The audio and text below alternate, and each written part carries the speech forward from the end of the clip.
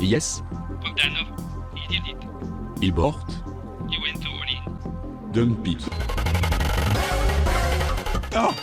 No!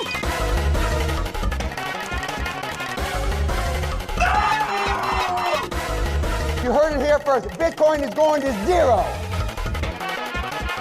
When it comes out, zero. Just hodl, bro. Welcome to the TGH podcast. I'm Shaman. And I'm Panda, and today with us is Chasse, the CEO of Paid Network and Master Ventures. Kyle's been involved in crypto for 10 years, so we can't wait to hear his story, as well as get some insight and perspective on the current market conditions. We're also going to get some updates on what he's been doing over at Master Ventures and Paid Network. Kyle, are you there? Yeah. What's up, guys? I'm here. Hey, Kyle. Welcome to the TGH podcast. We can't wait to hear more about yourself. You've obviously been involved in crypto for 10 years, and looking at the market over the last few days, it's been horrendous, and I can only imagine a lot of the newer, less experienced investors and traders are really panicking.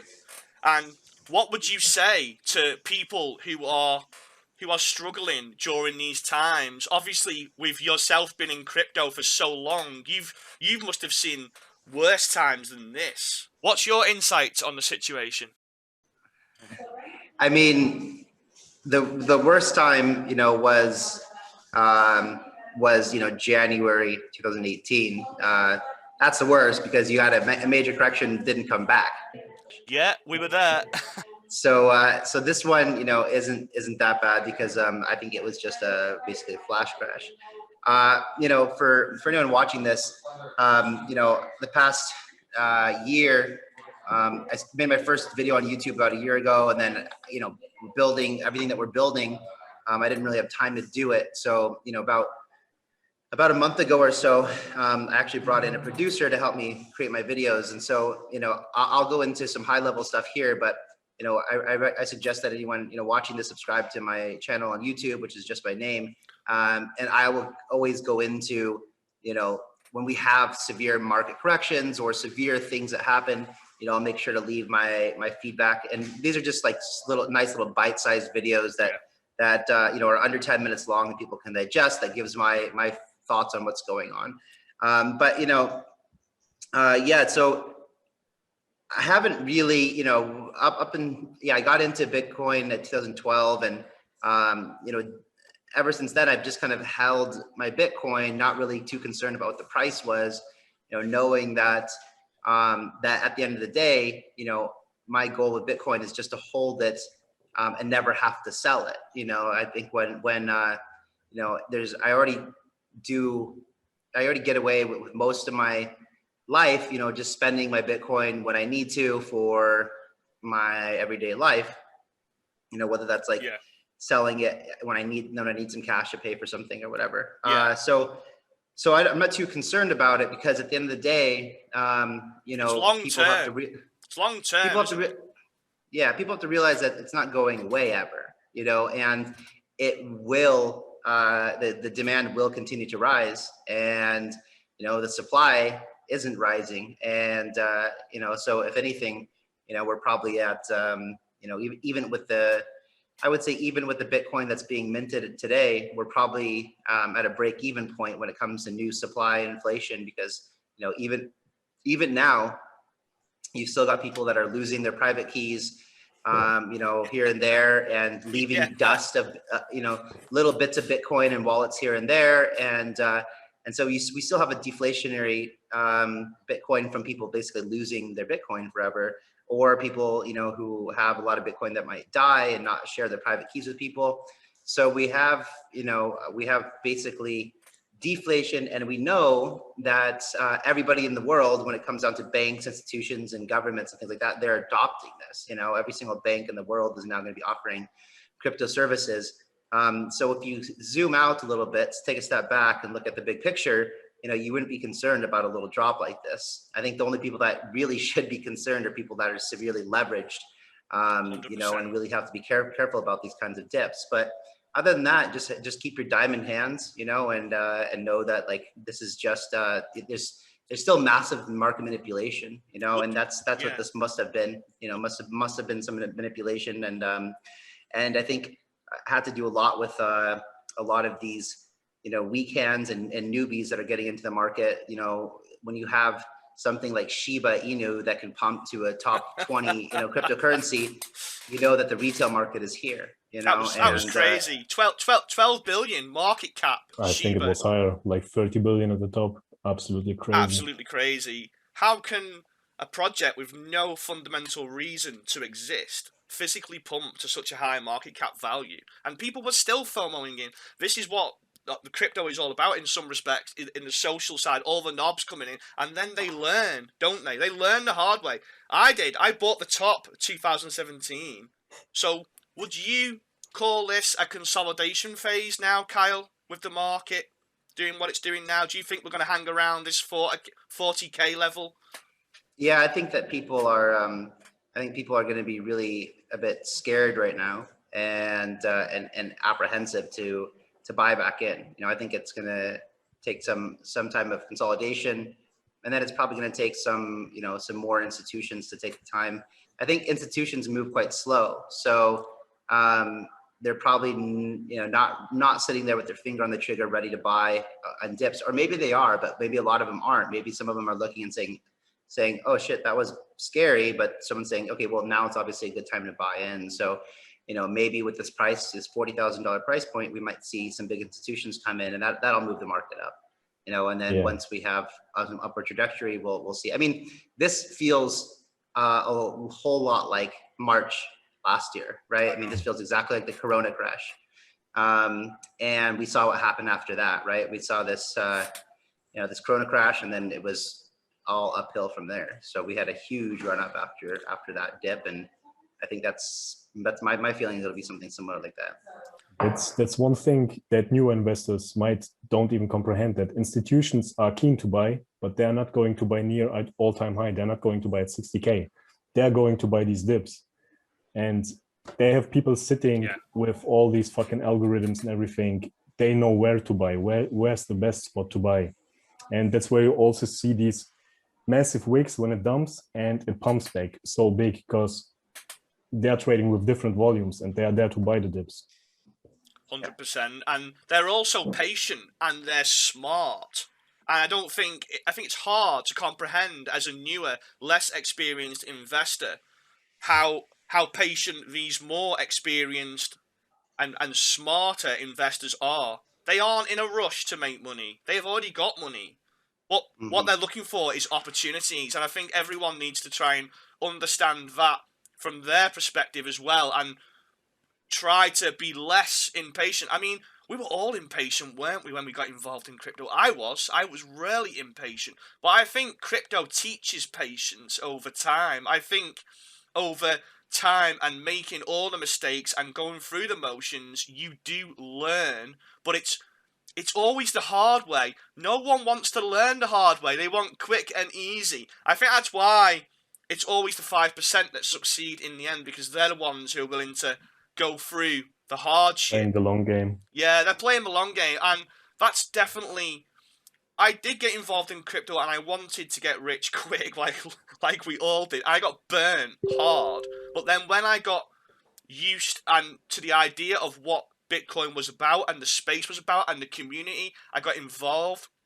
So I think from our perspective now, if you are panicking, if you are worried, the best thing you can do is get involved in the space and understand the space, understand the projects, get involved in the community, and you will feel better through understanding how amazing and how prosperous Bitcoin has a huge future, and Ethereum, so cheap right now. I mean, I can't believe Ethereum just basically tanked 50% overnight. That was crazy. I watched your recent video. And by the way, we will leave a link to your YouTube channel and Twitter in the video below, in the link comment section below. And you even mentioned that Ethereum was a steal right now. Yeah. And yeah, definitely. It's got a lot of prospects. Can you cover Ethereum? Can you cover your thoughts on Ethereum as well? Just give us a brief insight into your thoughts on Ethereum? Yeah, I mean, everything everything exists in Ethereum, and even these other protocols that are being built out right now wouldn't stand a chance if they didn't have EVM compatibility, meaning the Ethereum virtual machine compatibility, meaning that they have to allow some type of compatibility with people who've already built their dApps in Solidity and in Ethereum environment. So even like BSC had to make sure to have EVM, and then same thing with Polkadot and I heard Cardano and things like that. When they start coming, they're going to have it as well, which means that when Ethereum can scale, people will probably just go back to the native chain because it'll be more effective than running on some type of adapted protocol. And I think that they're working on some of the most important things that we really care about, which would alleviate the gas fees and increase transaction speed, throughput. I think that's going to happen definitely this year. Yeah. And when that does, we're going to see like people will feel like, okay, Ethereum's it again. It's going to be like it's the thing, and it'll just instill so much confidence in everybody because the ecosystem is so massive and so many so many enterprises and things like that are building on Ethereum already. It's got the market cap of Ethereum is potentially trillions and trillions of dollars, and so it still has a long way up to go. And yeah, it's something that I think is still severely undervalued. And now with this good opportunity of this dip to come back in, it gives it a really good opportunity. Yeah, and to touch on your point earlier too, the best way.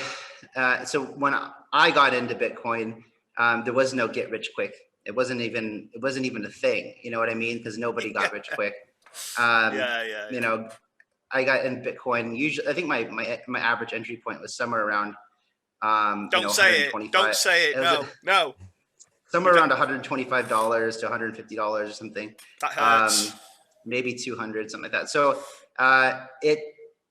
it took a long time to, that was 2012. Well, actually 2012, I really bought Bitcoin just whatever I needed, for maybe to get a little bit of, well, I won't even say Pornhub. Pornhub. It wasn't around then. Maybe a little weed here and there or something like that. But so it wasn't accumulating a lot. 2013 was, but it wasn't until 2016 when I went from to 4x. From 2013 to 2016. It's a long time to do a 4x.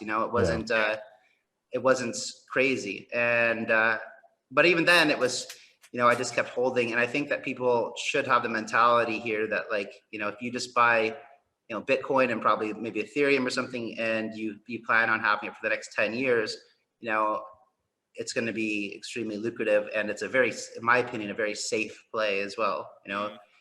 It's probably the best risk to reward ratio possible for any asset class or any investment, in my opinion. What was it like?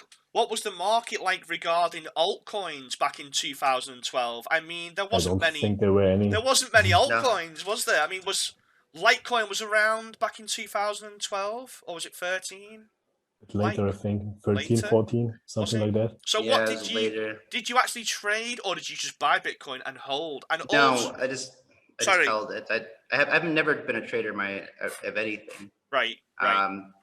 The only trade, the most recent trading I did recently was, I actually never really have USDT sitting around. But then we had this huge crash 2 days ago, and I was like, shit, I wish I had fiat or stablecoin to buy in. And then I checked my MetaMask, and I must have been, I don't know what happened. I must have gotten, my team must have sent me some money for some SAFs or something like that. Or maybe I didn't think I got refunded because I sent too much money for one SAF. Whatever the case was, I had quite a good amount of USDT just happened to be sitting in my MetaMask. And so I instantly sold that, bought a bunch of Bitcoin with it. I used half of that Bitcoin to buy Kusama. And that's as much trading as I did. Smart play. Smart play. Yeah. And was you part of the? Oh, by the way, on that dip a couple of days ago, I sent funds to an exchange to buy the dip, and the wallets were open when I sent the funds. But as I sent them, they closed the wallets, and it took 3 hours for my USDT to arrive. By that time, Bitcoin had bounced 20%. By that time, so I missed the dip. I was so pissed off with that. But another thing, this is the only time in my entire life I got it. I got it around 31,000. I got it like almost at the bottom.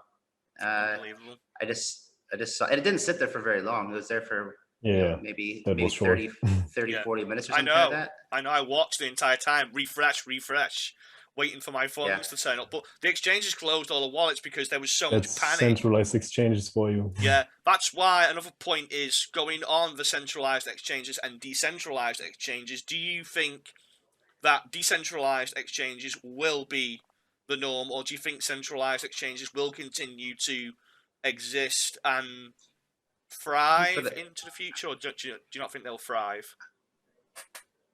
I think that they're both going to thrive. There's always going to, as long as, I think that probably in the next, I would say that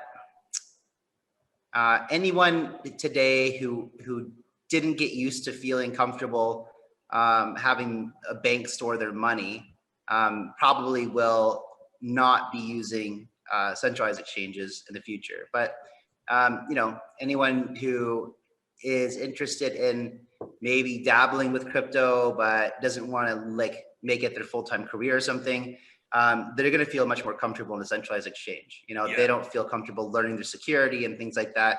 They're already comfortable having the bank hold their money. So the idea of having an exchange hold their money isn't that far off or foreign or whatever. But there is one thing that people should be aware of that no one ever talks about, probably because people haven't had this experience happen to them yet, is as regulation becomes more and more strict, and a lot of these entities like Celsius or Nexo or centralized exchanges, as they become more scrutinized, it'll be more and more difficult for you to pull off your money without going through agonizing KYC and AML. Yeah. I mean, right now I am going through a process with Nexo where I don't know if I'm going to get my Bitcoin back because they want so much AML stuff that I just can't provide because I don't have a history of how my paper trail of my Bitcoin going back to 2012 when I originally acquired my crypto, and so they're asking me for documents I can't possibly provide. And they're so big now that they're just kind of looking at me saying, well, I don't know what to do. And I'm like, are you fucking kidding me? You've got a shitload of my Bitcoin and you don't know what to do. It is scary as hell. So, I think that as more of these stories start to come out, people will be a bit more conscious about the fact that, if you put your crypto onto a centralized exchange or something like Nexo, you might not get it back. 100%. You might not get it back. I've got crypto stuck in Poloniex right now from 2014 that it's been a nightmare getting it back from them. And so these, it's actually quite scary. And this is why, as decentralized exchanges start to become more prominent and easier to use, I think the best one, I don't know if the best one, but an interesting concept is kind of the hybrid exchange where you have centralized order books and centralized trading engines. So you can have, traditional order books and things like that, but decentralized in the custodian of funds. I thought that was IDEX. I thought that was IDEX, but it turns out that it was never a DEX. IDEX was never a DEX, even though it called itself a DEX. It's not really. It is now, though. Well, now it's a hybrid. It's a hybrid. Sorry, it's the model. It's the model I just described. Sorry, you're right, but it wasn't before. You just spoke about regulations and stuff. I'm actually quite interested. How's Thailand in regards to regulations and how's life being in crypto? How's the taxations, all that stuff? Because I see a lot of people, especially in crypto, are very interested in sort of moving to Thailand or moving to other East Asian countries and just to live the crypto lifestyle with good weather, beautiful girls. Philippines. Yeah, the good life. Yeah. So we don't, really taxation comes down to, where you decide to domicile your business, so every single person that's in crypto should create themselves an entity. They should not be, if you're making decent money, you should be doing that under some type of entity, and you should be registering that in a tax-friendly jurisdiction, whether it's Panama or Dubai or something like that. Portugal. Portugal. And that's where you should do all your, your accounting and your reconciling and paying your taxes if you owe taxes or whatever. And then you just come to Thailand or Philippines or whatever you want, and you're just a digital nomad as far as they're concerned. We're ideally right now we're working with the government on setting up something called a Board of Investments company, which is a special government-sponsored company for innovation and investments in the country, and that has special tax incentives. It's not bad at all. I think it's something like 4% on revenue generated domestically and 0% on revenue generated externally. So all the crypto that I make would be zero tax, if it's from somewhere else. And if we're running House of Dow, which is like this crypto blockchain village that we're building, for any type of revenue that we generate from hospitality there, so like renting rooms and food and beverage and things like that, that would be taxed here locally. But that's nothing, right? If we break even on the hospitality part, we're fine with that. The money's made on the incubation, the advising, the investing, things like that. And we've got different entities set up around the world, for those type of jurisdictions. We wanted to ask you. Go on, yeah, Pat, now that you also mentioned the House of Dow, that's also a topic we wanted to talk about with you. So, as you mentioned, you're incubating projects like straight on under the hood of House of Dow. And recently we had the launch of Relate, and now we also have the launch of Shield Finance coming up, which are both incubated. And as far as I know, I was trying to understand the concept. So you have like a crypto village, you sort of live together and you work together, help each other. Is that like the concept, how you work? But exactly, yeah, that's... I was going to say, more importantly, are we invited?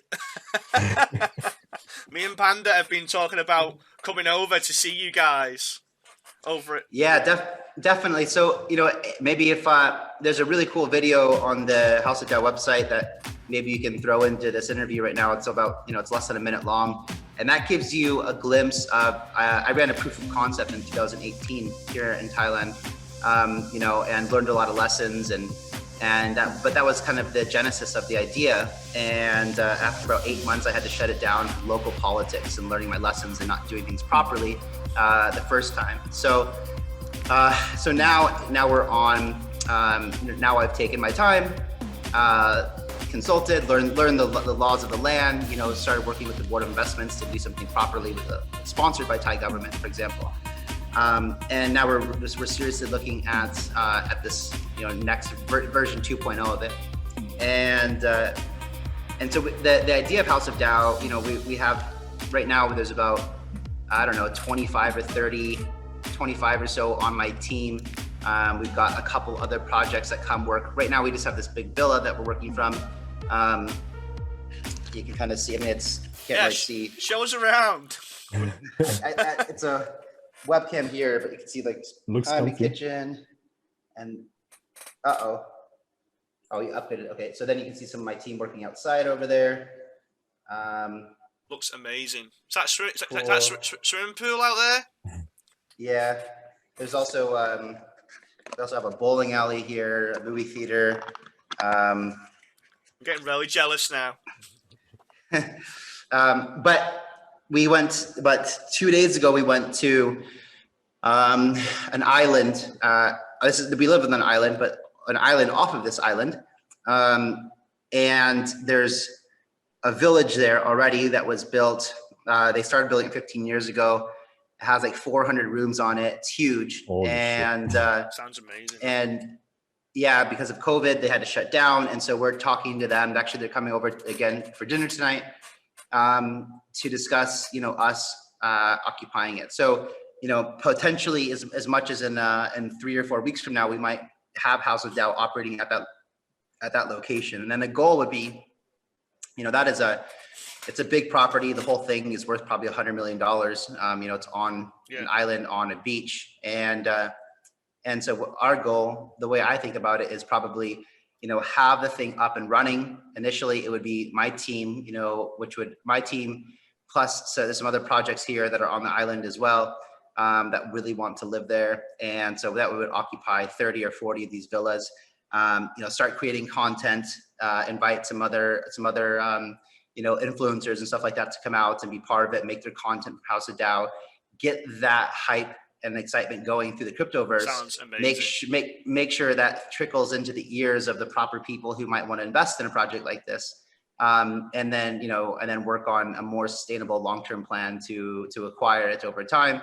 And that would be the first of, many House of Dows to come. We'd like to put them in, the coolest locations around the world, and places like, Medellin and Philippines, and somewhere in the north by the Northern Lights, so we can have like these ice igloos where people can come and watch the Northern Lights while working and stuff like that. Have them so people can bounce around and never really have to leave this environment of being surrounded by like-minded crypto people. And so that's kind of the idea of House of Dow. It's something that my passion project, what I really wanted to do, for a very long time. Very interesting. And yeah. It reminds me of The Beach. Do you know the movie The Beach? Saying about exactly, and disconnecting from the normality and confirmation of the normies, and going down the crypto lifestyle is just. We are definitely going, Panda. Even if it's just for a holiday, we are going. But 15 hours flight. Yeah, but you obviously 15 hours flight or 14. Yeah, where are you guys coming from? I'm from Germany, and he's from Great Britain. Yeah. England. Yeah, there's a direct flight to Phuket, so Nice. So you are the CEO of Master Ventures, which obviously House of Dow is part of Master Ventures. You've just covered House of Dow, but you're also the CEO of Paid Network, which is incubated by Master Ventures. Paid Network has been a massive success. You guys are now an IDO launchpad, and Paid Network has incubated many top-tier projects. Paid Network is a DeFi-powered smart agreement platform to make businesses more efficient, working in a decentralized manner. You've been giving us some teasers over the last couple of weeks. For anyone who doesn't know about Paid Network, could you give us a brief introduction for anyone who hasn't heard of Paid Network, or who's not on board with Paid Network? Could you give us a brief introduction? And if you've got any teasers for the Gem Hunters community, wink wink, could you give us any information? Yeah, I mean, so Paid Network really, there's a big problem that exists in the business world, and that's, having a solution to for two people or two businesses to do business with each other. And if a dispute should arise between those two, what do you do about it? And this happens all the time. This just happened to me with another project that we were working with, that now, long after the fact wants to refund me a SAFT, and the solution, is to go and sue them in court. And that whole process is very expensive, very time consuming, and it's just a pain in the ass, and I've been through these things several times in my life, and there's just no efficient way to enter into an agreement between two parties and if a dispute should arise, have that resolved in a quick and efficient manner. And that's true even when people are doing business in the same jurisdiction. If you're living in Los Angeles and you have a problem with someone in Los Angeles, you go to the local court systems, you guys both live in the local city, It's still a pain in the ass because you have to go to courthouse, Monday through Friday from 9 to 5 when people are supposed to be working. And it's still a pain in the ass. But since I started, this idea of paid network, people from all over the world have reached out to me and told me, their pain points, whether it's been in Europe or in Africa or South America. Everybody, especially third world countries, or India, for example. India's court system is backed up 1,000 years, so they have no way of actually, just having a dispute resolution should a dispute arise between two parties.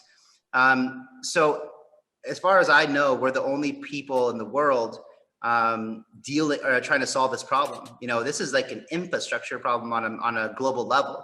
And it's a really big problem, a huge problem, huge.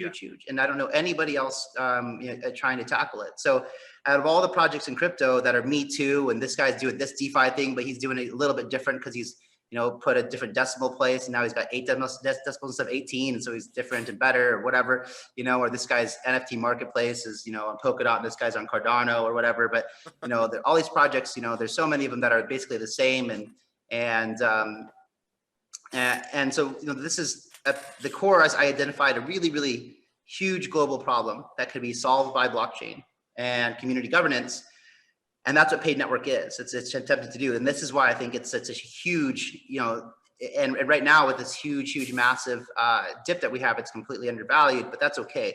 And then, but what we're building is very ambitious, and to build it right takes a long time. Yeah. And when we launched, all we had was a basic MVP, and I knew that for us to remain relevant during a bull market, we needed something that would create demand for the token right away. And that's why I'm skeptical investing into projects that don't have a whole lot built. And when I ask them what the use case is when they launch, they just say staking. It's like, well, I know. I want to see that your project is, people will actually be using your token for something. And that's why we created the Launchpad, because it was so super organic for what we were already doing. I've been investing in crypto projects since 2014 and have been advising and incubating them since 2017. So it's already something that we've been doing, basically, identifying really great projects and investing in them. And so I wanted, I knew that I could take that skill set and bring it to our paid community. And that's what we did. That's what Ignition is it's a Launchpad. So, when creating this launch, and yes, I think behind PokeStarter, it might've been the second one. I don't remember. It was on the rankings. Ignition has done fantastic. And we said you've launched multiple tier 1 projects, just to name a few. Sorry to interrupt you. Split Core, EOS, your Shield Finance, Equalizer now. You guys have launched some really good. Did very well, to be honest. Bless was also going crazy. Oh, Bless, yeah. And you guys have launched some really good projects. So sorry to interrupt you, Kyle. That's right. Yeah. So and then coming up with so you wanted to some hints of things to come. Well, the lottery model is really difficult to try to please everybody. Yeah, it is. The model that Ignition uses is great for, in theory, for game theory, for people to try to accumulate as many paid as possible, because the whales at Ignition are getting big allocations and they're winning every single time. And people that are playing that game realize that the more paid I have, the more allocation I can get to these public sales, the more money I make. And if I'm a whale and I get to participate in 4 IDOs a week through Ignition, I'm doing minimum, usually, on average, minimum is like 5x, maximum, average is, 20x or something like that. But that means if you're doing that on your investment, and if you're a whale and you can invest $1,000, $2,000 4 times a week, and you're making between 5 and 20x on those investments in a couple hours every single day of the week, that's great money. And, but we really pay attention to community, and just a lot of people aren't getting opportunities to participate just because too many whales. And instead of changing that model, because what people don't realize that complain about not winning a ticket is that that model is still very good for removing circulation from removing token circulation, because the whales are buying it and holding it. Yeah. And we're about to introduce staking as well. And we're going to make staking mandatory. For staking is going to be, if you want to participate in IDO, with no benefits, it's going to be required. We'll have a stake. You'll have to stake to whitelist, and when you unstake, it'll take 10 days to unstake. So there'll be a lot less volatility, a lot less people coming in and out of paid. And then we're also probably going to probably introduce some multipliers where if you, let's say that you stake for 2 years, you might get 2 times the amount of lottery tickets. Or if you stake for 3 years, you might get 3 times the lottery tickets. So, really encouraging some long-term staking to really remove supply from circulation. But what we wanted to do was we got a lot of people that complained about not winning. And, I saw some polls on Twitter and people are asking the public, what's your favorite launchpad and why? And a lot of people said, something like TrustSwap because they had guaranteed allocations, and people seem to like that. Even the idea, even if you have a lot of winners and it's not a huge people might be winning $25 allocation, but if you like that kind of thing and you can only afford, you don't have a big enough portfolio to participate with the big boys at Ignition, and that guaranteed allocation, that $25, and you turn that into a 10x, that's probably good for a lot of people. So we wanted to be able to cater to that audience as well. And that's what Apollo X is going to do. So we're, probably in the next 2 to 3 weeks, we will launch Apollo X, which will cater toward that audience. And it's also, the branding is a bit like, Apollo X will be the kind of Kusama, where Ignition is the polka dot, so we're also on Ignition, I think, going to try to do a little bit less often projects, and so we can get more spotlight put on some of the projects. And also, I think that we're a good, almost 6 months into the bull run, and where, in the first January, February, March, you could put your money in fact, everyone was putting money in every allocation they can get their hands on. I know. We know. Yeah. Because everything made money. And now I think it's time for us to be a bit smarter and not do that, because a lot of these things aren't going to survive very long. And so now we're trying to slow down. I think where January and February, I was taking on at least one investment a day, sometimes more. Yeah. Now I think in the past 2 weeks, I think I've signed maybe like 3 SAFs or 2 SAFs or something like that. So I'm trying to slow down and focus more on super high quality projects, and then and put those on Ignition. And then the projects that I think are still high quality, but not like the old, like tier one, like huge, like, maybe those would go to Apollo X, so still great projects that I still want to invest into, but I want to say kind of preserve, really core. Right now what I'm looking at mostly is, and what I'm looking at doesn't necessarily mean what the Apollo X team will be looking at, it's gonna be a bit different. So for me, I'm looking at protocol infrastructure, so like tier, like layer 1 blockchains, like interoperability plays, like privacy plays, things that are like, integral toward infrastructure of blockchain. That's what I'm looking for now. That's what's making me excited. And anyway, so then I'll move on to the third launch pad. And it came to my attention that it was really relevant that that the Chinese community doesn't have any good launch pads there. They've got one called WeStarter, I think. But the Chinese market's huge. And it's huge. And they, from the cultural thing, everyone tells me is they love, to get involved with Western projects, so, we put a Western ran launchpad and, with some Chinese team members that can help us penetrate the Great Wall of China and break into that market. I think that's going to be really effective, so it's going to be a launch pad that is still ran by a lot of the same team at Master Ventures, a lot of us, with some new people that we bring in that have good access to the entire Chinese community. And we will market, market it there to the Chinese community, you know, hardcore marketing, and trying to bring projects to China. And that's really beneficial to projects that want to launch. You know, a lot of projects want to do dual IDOs or whatever. And okay, yeah, you can do a dual IDO for basically the same audience. You can put it on, you know, DAO Maker and Ignition, and you're getting a lot of the same audience, right? Or if you want to do dual IDO, you can do it on Ignition and whatever our Chinese one will be called. And now you have two totally different audiences. Plus, without having to pay for marketing, you get a lot of marketing in China, because, you know, there's going to be huge excitement and hype around this launchpad. And just putting your project on the Chinese launchpad means that the Chinese community will be aware of it. And that's huge value to a project that wants to launch.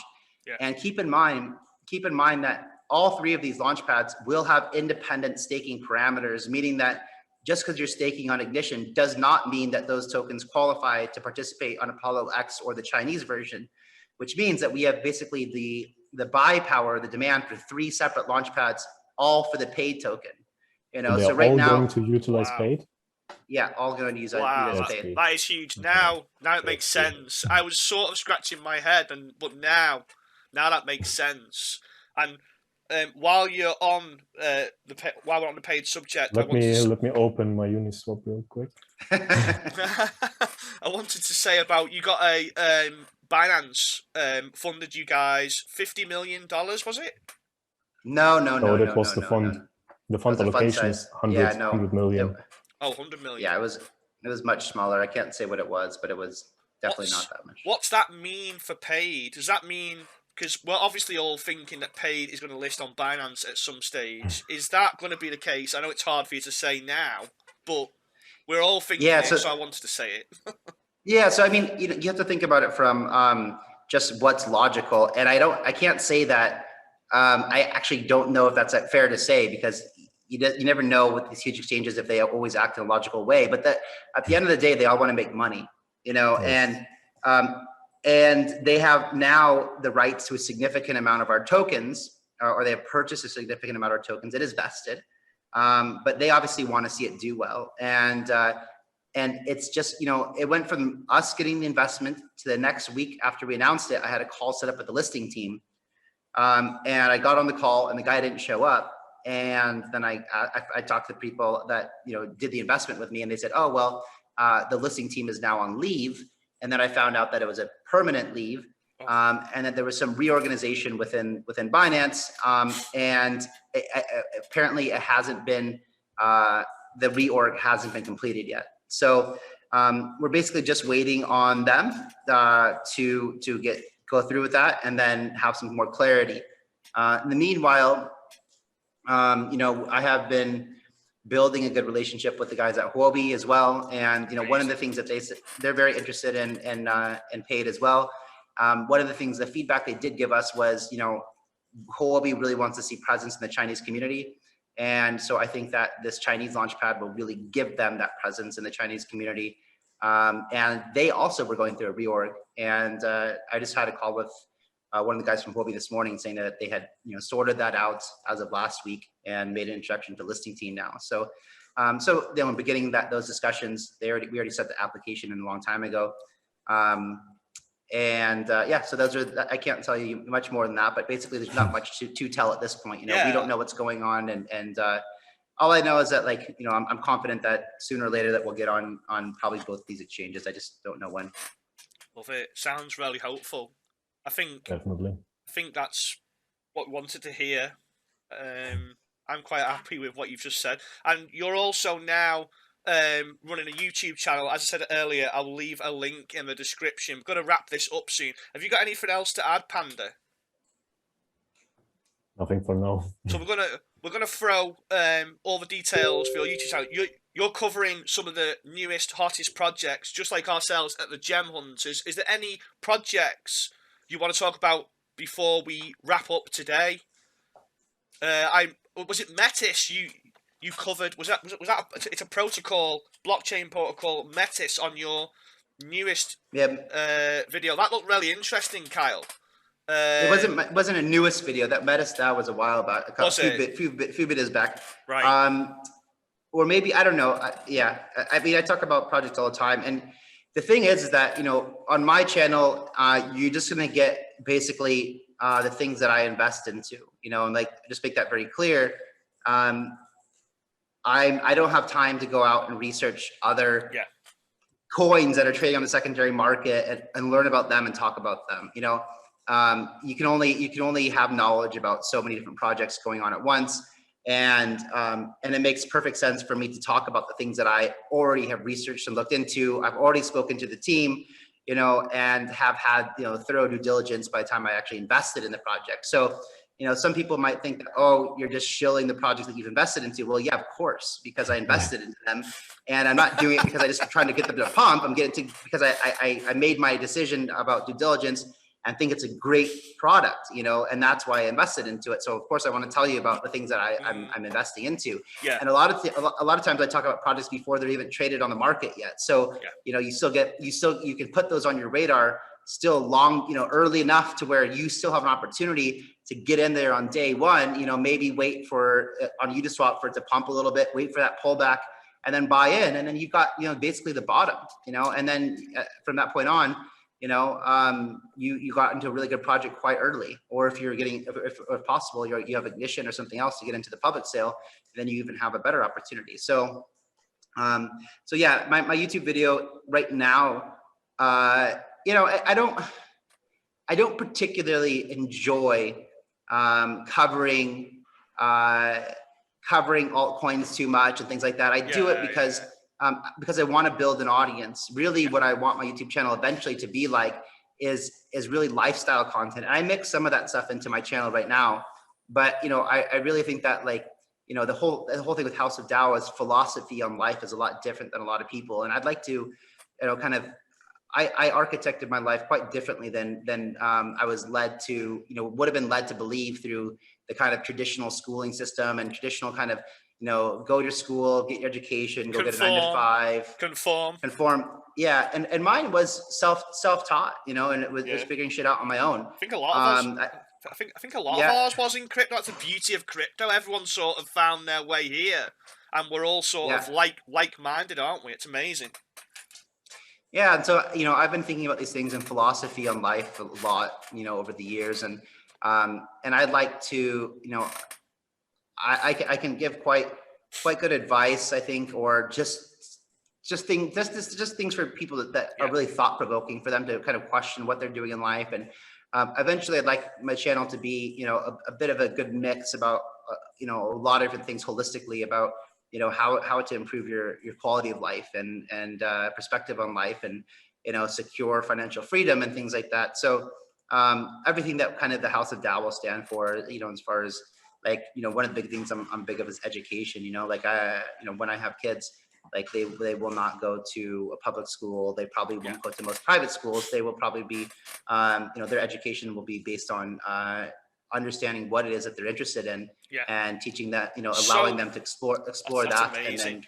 and then monetize, and then teaching them how to monetize that passion. You know, if you can have a career, or you can pay for your life doing something that you love to do, that's the best life ever. It's unbelievable, because you're going to be good. If it's something you love doing, you're going to be good at it. And it's amazing how the schools and the system encourages people to conform to that rather than to do the things that you're passionate about, because it's only doing the things that you're passionate about that you are successful or you achieve, because you'll always end up leaving or stopping doing something that you're not passionate about and that you don't enjoy doing. So I really like the philosophy around that. We also love the whole philosophy, and we're focusing the TGH podcast on lifestyle, more of a chilled, you know, rather than hitting the tech so hard. We're focusing more on, you know, the lessons that crypto gives us, and I think it's beautiful. And a lot of it's amazing hearing your story. It's been great having you on today, hearing your story, because you've been around a long time now, and it's not turned you grey yet, has it, crypto? Yeah, it has. Oh, is it slowly? I don't know if you can see them in there. Yeah, they're in there. Oh, it's starting then. It's starting. That must have been the dip the other day. That was a hack, man. That was a hack. A lot of that came from the Oh hack. yeah. But you recovered well. So fair. Yeah, we did. We did, but we did, but it doesn't mean that I didn't literally watch my hairs turning gray as the whole week progressed, man. And fall out. It was brutal, yeah. That was brutal. Well, listen, Kyle, thank you so much for coming on today. It's been an honor for us to host you on our first episode. I'm sure we will be keeping in touch with you and following Paid Network and Master Ventures, and hopefully one day, maybe next year, me and Panda and a couple of the guys from the Gem Hunters can come over and see you guys at the House of Dow. Yeah, hopefully sooner. Yeah, hopefully sooner. Thanks a lot, Kyle. Cheers, guys. Thanks See for having you me on. later. Appreciate it. Good Cheers. luck with the show. Thank you. Bye-bye.